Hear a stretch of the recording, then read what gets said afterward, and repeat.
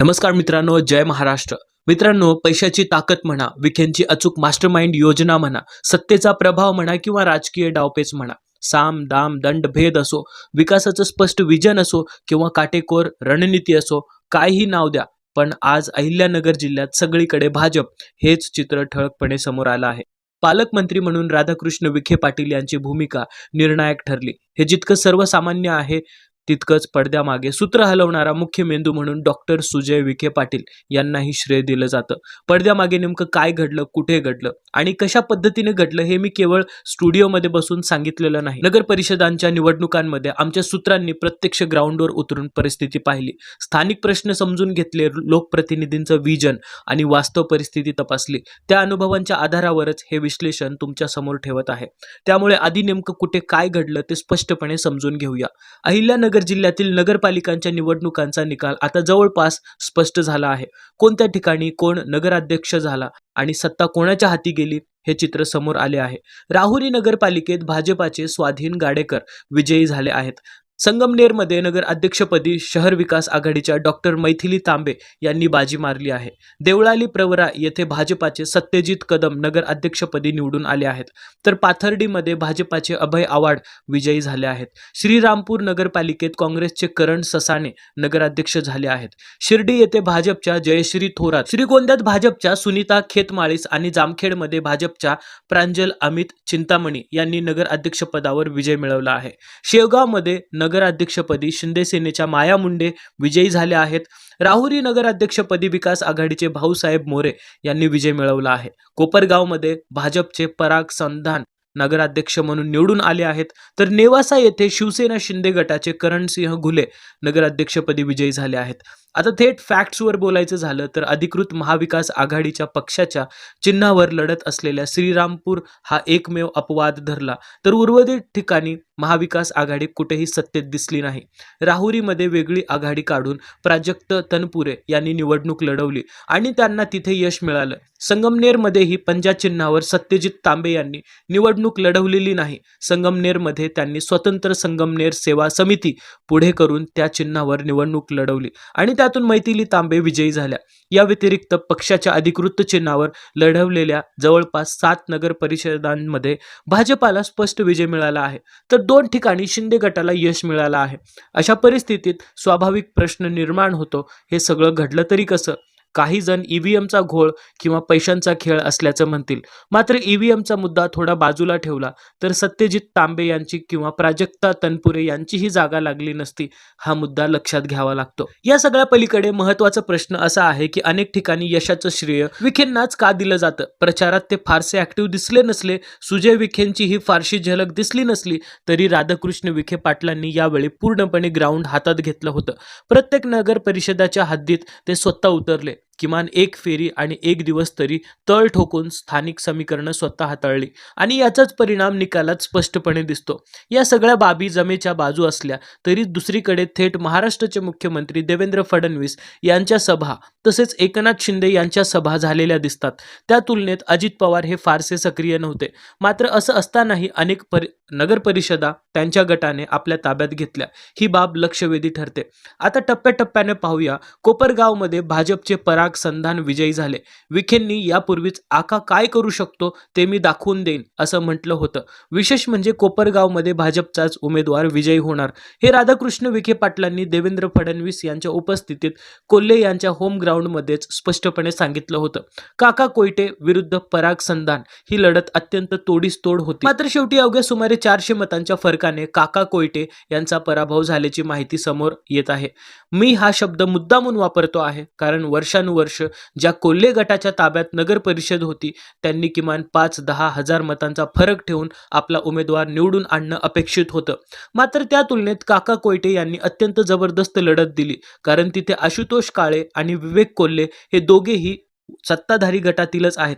अजित पवारांची राष्ट्रवादी असो किंवा भाजप असो, यावेळी जर कोल्हे गटाने नगर परिषद आपल्या ताब्यात घेतली नसती तर पुढील विधानसभा निवडणुकीत बार्गेनिंग करण्यासाठी त्यांच्याकडे मैदानही उरलं नसतं, हे वास्तव आहे. आता श्रीरामपूरकडे वळूया. श्रीरामपूरमध्ये काँग्रेसचे करण ससाणे यांची सीट लागली. जर प्रकाश चिट्टेंची उमेदवारी दिली गेली नसती तर कदाचित बहिणींना मदत झाली असती. मुळात श्रीरामपूरमध्ये भाजपने नगर अध्यक्षपदासाठी श्रीधर बिहानी यांचा चेहरा पुढे केला. तो निर्णय चुकीचा ठरला, हा स्पष्ट ग्राउंड रिपोर्ट आहे. बिहानी यांनी ओळख प्रभागापुरतीच मर्यादित ठेवली होती. प्रभागाबाहेर लोक त्यांना फारसे ओळखत नाहीत. जनसंपर्क कमी, लोकांच्या प्रश्नांची जाण मर्यादित, या सगळ्या गोष्टी स्पष्ट असतानाही केवळ काही ठराविक भाजप कार्यकर्त्यांच्या मनधरणीसाठी असा चेहरा पुढे करण्यात आला. याच चुकीच्या निर्णयामुळे करण ससाणे यांना अधिक ताकद मिळाली आणि निकाल यांच्या बाजूने गेला.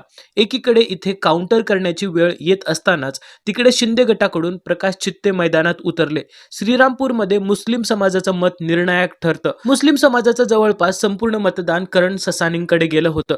हिंदू मत जर महायुतीच्या नावाखाली एका उमेदवाराकडे एकवटली असती तर तिथे महायुतीचीच सीट लागली असती. मात्र प्रकाश चित्ते आणि बिहानी यांनी एकमेकांचीच मतं कापली आणि त्याचा थेट फायदा करण ससाणेंना झाला. खरं तर विखेंनी मुस्लिम समाजाची मतं आपल्या बाजूने वळवण्यासाठी पुरेपूर प्रयत्न केले होते.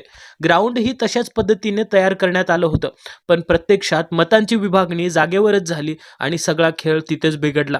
आता संगमनेरकडे वळूया. संगमनेर सेवा समितीची रणनीती होती ती मी तुम्हाला आधीच सांगितलं होतं. सत्यजित तांबेंचं होम ग्राउंड आधीपासून तयार होतं. नगरसेवक आधीचेच होते, फक्त त्यांना हात घालायचा होता. उलट अमोल खताळांना पूर्ण ग्राउंड नव्याने उभं करावं लागणार होतं. नगरसेवक उभे करायचे, संघटन बांधायचं होतं. या तुलनेत अमोल खताळांच्या मागे विखेंची उभी राहण्याची ताकद कमी पडली. विशेषतः सुजय विखे पाटलांबद्दल बोलायचं झालं तर संगमनेरमध्ये त्यांनी अपेक्षित ती ताकद आणि तीव्रता लावलेली दिसली नाही. हे वास्तव मान्य करावं लागेल. हे वास्तव संगमनेरच्या ग्राउंडवर काम करणारा कोणताही व्यक्ती सांगेल. दुसरीकडे सत्यजित तांबे यांनी आपली हीच पहिली आणि शेवटची निवडणूक आहे अशा ठाम इंटेन्शनने नगर परिषदची निवडणूक लढवली. दोन्ही बाजूंनी पैशांचा वापर मोठ्या प्रमाणात झाला. विजन मांडले गेले आणि प्रचारही अत्यंत जोरात करण्यात आला. मैथिली तांबे यांचा चेहरा सुशिक्षित आणि सुसंस्कृत म्हणून लोकांच्या पसंतीस उरतो आहे, हे स्पष्टपणे दिसत होतं. त्या तुलनेत अमोल खताळांनी घरातील उमेदवार दिल्यामुळे सुरुवातीपासूनच त्यांना नकारात्मक नॅरेटिव्हचा फटका बसला. ही निवडणूक पूर्णपणे ग्राउंडवरच्या मुद्द्यांवर लढवली गेली. दोन्ही उमेदवारांसोबत आम्ही प्रत्यक्ष फिरलो आहोत. सत्यजित तांबे यांनी स्वतः जे ड्रॉबॅक्स मान्य केले आहेत तेच पुढील 5 वर्षात दूर करणं त्यांच्यासमोर मोठं आव्हान असणार आहे. अन्यथा 5 वर्षानंतर त्याच प्रश्नांना पुन्हा सामोरं जाऊ लागू शकतं. त्याचवेळी अमोल खताळांसाठीही पुढचं राजकारण इथून पुढे सोपं असणार नाही, हेही तितकंच वास्तव आहे. आता पुढील नगर परिषदाचं विश्लेषण समजून घेऊयात. राहाता, शिर्डी आणि राहुरी या सगळ्या ठिकाणांचा आढावा आपण टप्प्याटप्प्याने घेणार आहोत. सर्वप्रथम राहाता आणि शिर्डीचा विषय. या दोन्ही नगर परिषदांमध्ये निकाल सुरक्षितपणे विखेंच्या बाजूने जाणार, हे आधीपासूनच स्पष्ट दिसत होतं. राहाता असो किंवा शिर्डी असो, आजवर विखेंच्या पिपाडा वगळता त्यांच्या बालेकिल्ल्याला, त्यांच्या राजकीय अस्तित्वाला किंवा पायाभरणीला मोठा धक्का देईल असं कोणतंही वातावरण इथे तयार झालेलं नव्हतं. त्यामुळे राहाता आणि शिर्डी या दोन्ही नगर परिषद सुरक्षितपणे विखेंकडे गेल्या. साधारणपणे एखाद्या ठिकाणी दीर्घकाळ सत्ता राहिली तर अँटी इन्कम्बन्स किंवा बदलाची लाट तयार होते. मात्र विखेंच्या बाबतीत ते चित्र इथे दिसलेलं नाही. उलट थोरातांच्या बाबतीत संगमनेरमध्ये जसं अँटी इन्कम्बन्स दिसून आलं होतं तसं काहीही राहाता किंवा शिर्डीमध्ये घडलं नाही. आता राहुरी नगर परिषदेवर येऊया. शेवटच्या 8 दिवसात अक्षय कडिल यांनी जोरदार ताकद लावली होती. मात्र राहुरी हे पराजक्त तनपुरेंचं होम ग्राउंड आहे. पराजक्त तनपुरे हे सुशिक्षित, संस्कृत आणि अभ्यासू चेहरा म्हणून ओळखले जातात आणि त्याचाच परिणाम या लढतीत निर्णायक ठरताना दिसतो. प्रचाराच्या काळात त्यांनी मुद्दाम कोणताही भरकटलेला अजेंडा घेतला नाही. अनावश्यक आरोप प्रत्यारोप, नको ते वादग्रस्त मुद्दे किंवा वैयक्तिक वाभाडे काढण्याचा प्रयत्न झाला नाही. विकास हा एकमेव केंद्रबिंदू ठेवून प्रचार करण्यात आला. एक विजनरी लीडर म्हणून त्यांच्याकडे पाहिलं जातं आणि त्याच विश्वासातून राहुरीकरांनी पुन्हा एकदा तानपुरे यांच्या हातात राहुरी नगर परिषद परिषदेचा गड सोपवला. मात्र अक्षय कडिल यांनीही तिथे ताकद लावली होती. नगर परिषदेच्या निमित्ताने त्यांनी स्वतःच राजकीय लॉन्चिंग केल्याचं चित्र दिसतं. आता पाथर्डी, नेवासा आणि जामखेडकडे वळूया. विशेषतः जामखेड इथे राम शिंदे आणि रोहित पवार यांच्यात तोडीस तोड लढत अपेक्षित होती. मात्र नगर परिषदेच्या निवडणुकीचा निकाल लागण्याआधीच राम शिंदे यांनी एक मोठा गट आपल्या बाजूने वळवला होता. त्यामुळेच जामखेड राम शिंदेकडे जाणार हे जवळपास निश्चित झालं होतं. रोहित पवार काही आपली स्ट्रॅटेजी आखतात का याकडे सगळ्यांचं लक्ष होतं. मात्र ते साईडलाईन राहिले आणि राम शिंदेंनी जामखेडचा गड कायम राखला. पाथर्डीमध्ये सुद्धा भाजपने बाजी मारली आहे. श्रीगोंद्यात सुद्धा भाजपचा विजयी झाला असून तिथे विक्रम पाचपुते यांनी प्रभावी कामगिरी केली. विक्रम पाचपुते यांच्याकडेही एक विजनरी नेता म्हणून पाहिलं जातं. ते अनावश्यक गोंधळ न घालता शांतपणे काम करणारे नेते म्हणून ओळखले जातात. मात्र योग्य टप्पा आला की ते कार्यक्रम घेतात, तेही शांततेत आणि नियोजनबद्ध पद्धतीने. सर्व विरोधक त्यांच्या विरोधात असतानाही तिथलं चित्र तसंच होतं. या सगळ्या पार्श्वभूमीवर विक्रम पाचपुते यांनी आपला गड कायम राखला हे महत्त्वाचं ठरतं. एकंदरीत पाहिलं तर हे संपूर्ण विश्लेषण अहिल्यानगर जिल्ह्यातील नगरपालिकांच्या निवडणुकांबाबतच आहे. मात्र कोपरगाव, संगमनेर आणि श्रीरामपूर अशा काही नगर परिषदांमध्ये निकाल नेमका काय लागेल याबाबत शेवटपर्यंत अनिश्चितता होती. त्यात कोपरगावमध्ये खरी घासून लढत झाली. उर्वरित ठिकाणी सामना जवळपास एकतर्फी ठरला. श्रीरामपूरमध्ये ससाणे विजयी झाले तर संगमनेरमध्ये तांबे यांनी बाजी मारली. यापुढे सुद्धा अनेक समीकरणं बदलू शकतात. काही गोष्टींमध्ये फेरबदल होऊ शकतो. मात्र या निवडणुकांच्या निमित्ताने एक गोष्ट निश्चितपणे सिद्ध झाली आहे. काही गोष्टींमध्ये फेरबदल होऊ शकतात. मात्र या निवडणुकांच्या निमित्ताने एक गोष्ट निश्चितपणे सिद्ध झाली आहे. आता किमान ग्राउंड लेवलवर विकासाला गती मिळेल आणि या सगळ्या प्रक्रियेत विखे हेच मास्टर माइंड आहेत. पडद्यावर सुजय विखे फारसे दिसले नाहीत, पण पिक्चर लॉन्च करण्याचं काम त्यांनीच केलं. तर राधाकृष्ण विखे पाटलांनी संपूर्ण वेळ ग्राउंड हातात घेतला. त्यामुळे विजयाचा गुलाल शेवटी त्यांच्या हातातच लागलेला दिसतो. आता यापुढे महानगरपालिकांच्या निवडणुकांमध्ये नेमकं काय घडणार, कसं घडणार हे आपण पुढील भागांमध्ये पाहू. मात्र सध्या आलेल्या जिल्ह्यातील निकालाकडे तुम्ही कसं पाहता हा खरा प्रश्न आहे. हा निकाल पैशांच्या ताकदीमुळे लागला का, की विकासाचं स्पष्ट विजन लोकांना पटल्यामुळे जनतेने हा कौल दिला. नगर परिषदांसाठी आवश्यक असलेला निधी सत्ताधारी पक्षच आणू शकतो म्हणून भाजपावर विश्वास टाकण्यात आला का, की साम दाम दंड भेद यासारखी रणनीती वापरली गेली आणि त्यामुळेच हे चित्र उभं राहिलं. या सगळ्या प्रश्नांवर तुमचं मत काय आहे मित्रांनो? आलेल्या निकालांशी तुम्ही सहमत आहात का, की अपेक्षित निर्णय वेगळा होता आणि प्रत्यक्षात वेगळाच निकाल लागला? एखादा असा उमेदवार आहे का ज्याचा पराभव किंवा विजय तुम्हाला अनपेक्षित वाटतो? याबाबत तुमचं कमेंटमध्ये मत नक्की लिहा. तोपर्यंत भेटूया पुढच्या व्हिडिओमध्ये. जय हिंद, जय महाराष्ट्र.